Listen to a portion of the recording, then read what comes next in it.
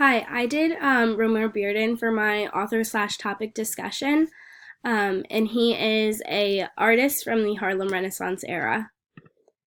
So to begin, I just started with a general slide about him. I chose a couple words to describe him as a person, so I used humanist, artist, husband, intellectual, and scholar. And he had a lot of impact during his lifetime, but I feel like these five words in particular where he really specialized the most in and where he had the most impact during his lifetime.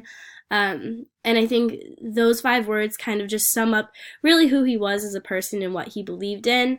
And then, in addition to that, I had to include a particular quote from him just because I thought it was a very good way to describe him as a person. So the quote goes, I'm trying to explore, in terms of the particulars of the life I know best, those things common to all cultures. And I think this quote in particular is very relevant to his life because he spent a lot of time not only being an activist for the African American community, but also, studying and understanding different cultures and the different art movements and different aspects of life and different cultures of a lot of other significant ethnicities. And he was a man of a lot of intellect because he respected all of these other cultures, but as well as took a lot of pride in his own. So I did a timeline of his life events. So he was born September 2nd in 1911 in Charlotte, North Carolina, to parents Howard and Bessie Bearden. And I think him being born in the South really impacted his life just because in the South during those years, they were still going through issues with racial segregation and all of these. I believe the Jim Crow laws were still in act back then in the South, and I think this made him want to be very it made him want to have a lot of pride in his culture and as well as his ethnicity, just because it was so frowned upon in the South, especially during that time period. So I think that got the ball rolling for the kind of life that he lived and the kind of work that he did and the passion that he had.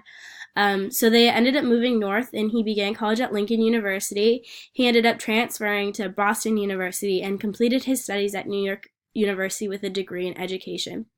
Along with his degree in education, he also spent a lot of time studying art, and it wasn't only just typical American and your typical Renaissance art. He was studying Chinese calligraphy, and he was studying all these different art forms from different cultures so he could really create his own art. And I think from his artwork, you can see a lot of different influences from not only, his pastime, but also from different cultures and heritages and different ways and art forms. And I think that speaks a lot even with the different materials that he used, because he created so much artwork during his lifetime, and no two pieces look the same. Also, when he was in college, that's when he really started to work with his art as more of a career type way. He was the cartoonist and art director of the Beanpot at Boston University, and this was a student-run magazine, so that's when he really began to get his art out there. And then when he was studying at NYU, he was the cartoonist of the Medley, which was another local student-run magazine. So during the 1930s and 1960s, he worked for the New York City Department of Social Services as a social worker. So this was where his humanist attribute really came in. He was very dedicated to the community as well as helping others.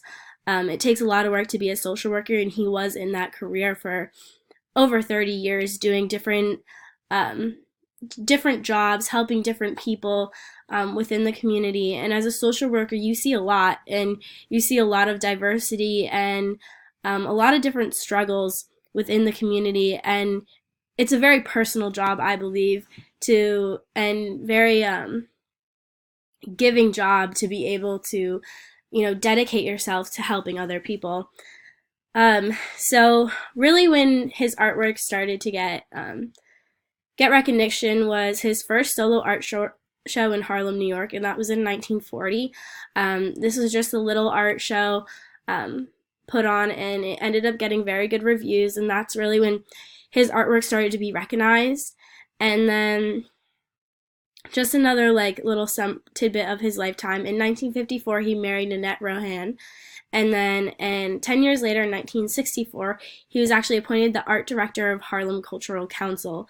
So throughout his artwork, he was recognized as someone who really stood for the African American community, and someone who was very authentic in what he was doing and the artwork that he was presenting. And then another great accomplishment was in 1970 when he founded the Black Academy of Arts and Letters.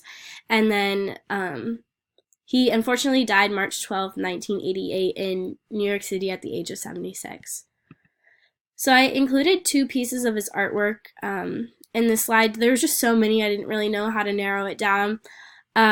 So for art, Romare was unique in the fact that he practiced and studied many different mediums of art, including oil, watercolor, collages, and photo montages. So I watched a few videos of actually him doing his collages, and he would paint different things and take pictures of different objects and then cut it out and actually paste it onto a board and create a collaged image, which was some of his famous work. And then here on the left, I have the factory workers oil painting that he did in 1942. And as you see just from this piece of art, that he really did include the African American culture in almost every piece of art that he did. And he was very proud to be African American. And he was criticized because he was an extreme light skin.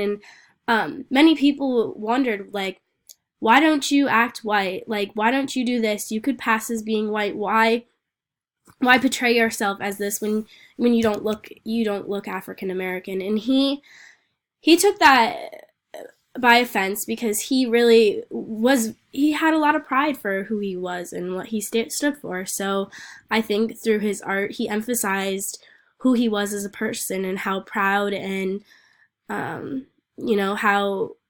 much passion he had for who he was and where he came from.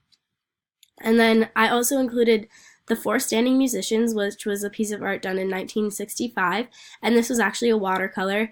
So you see the difference in these 2 pieces of art, and I think I chose these 2 images just because they're very different from each other. And like I was saying before, he practiced with a lot of different mediums and a lot of different techniques of art. And the one on the left is more realism. It has figures and structure to it, and the one on the right is more very abstract, and you really have to see the image and make it what you want to see. And for him, it was The Four Standing Musicians, but to anyone else, you can look at that and just see a bunch of colors on a piece of paper.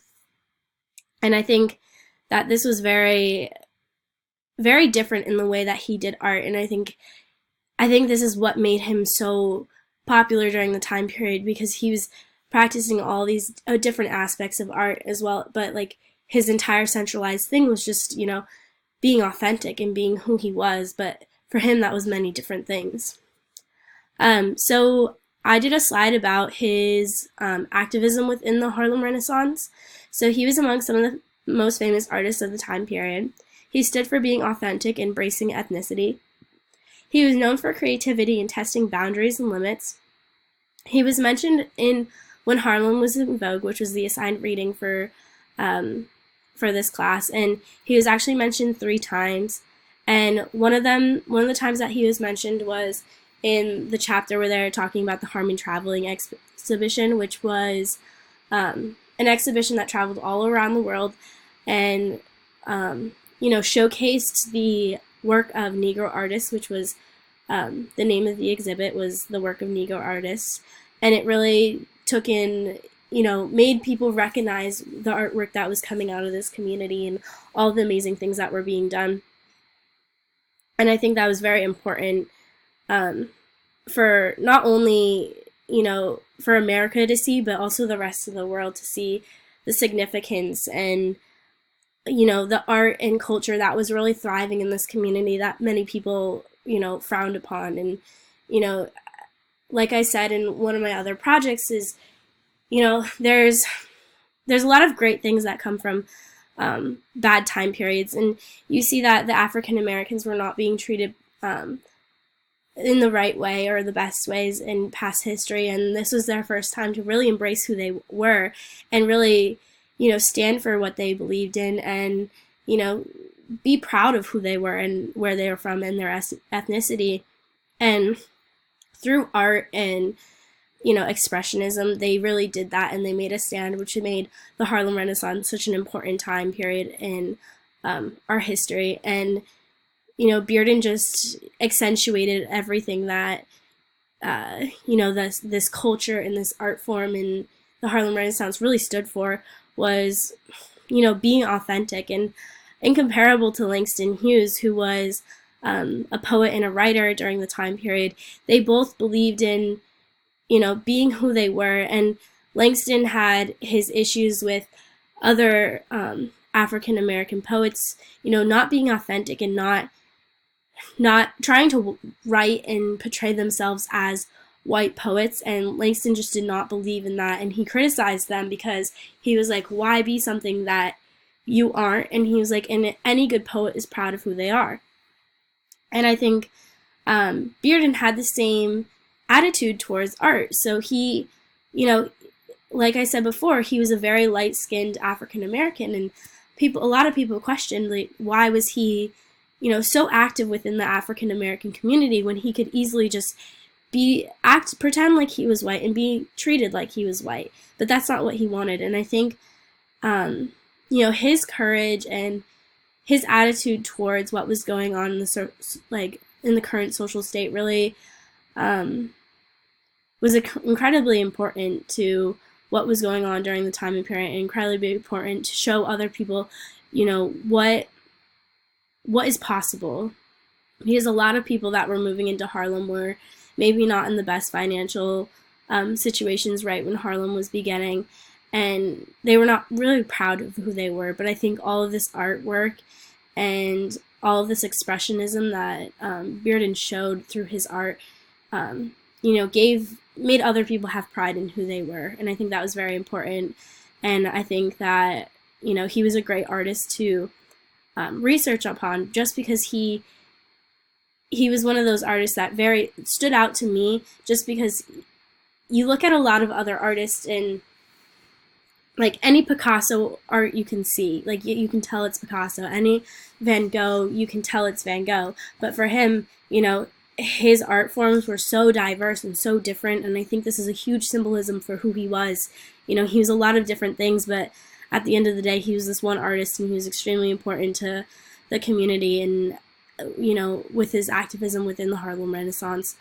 And that's what I just really admired about him, is no 2, 3, 4 of his paintings look the same, and neither did African Americans. For him, he was extremely light-skinned, and for someone else that maybe from Nigeria that had a very dark complexion, but they were all the same person. And same thing with like just whites and Hispanics and blacks today. Like, we're all very different, but at the same time we are all humans. And I think that's really what he was trying to get across with his art. And no matter what kind of art you were doing, it was all art. So I really just appreciated that, and I thought that learning about him really helped me understand the symbolism and the importance of the Harlem Renaissance in our period of history.